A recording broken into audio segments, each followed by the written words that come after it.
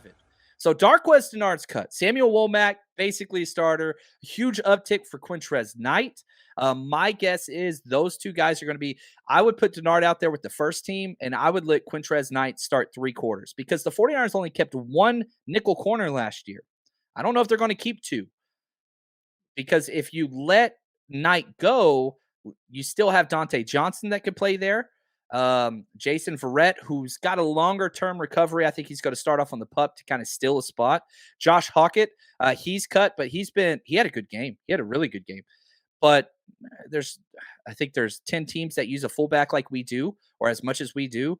So chances of him being snagged, he's going to be back on the practice squad, almost guaranteed. Keyshawn Johnson was a little bit of a surprise, but that tells me the back end undrafted free agent guys, they've got a little bit more play time to go.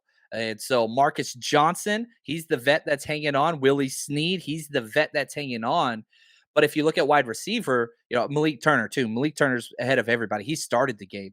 But Austin Mack and Tay Martin, those guys, that's probably the biggest news if you're looking at the wide receiver, that those younger guys had more upside than Keyshawn Johnson. So huge uptick. Austin Mack, Tay Martin.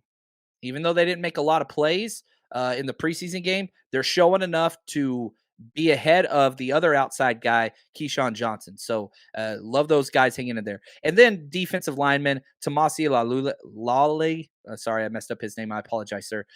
He was brought in late and, hasn't been in the NFL for several years.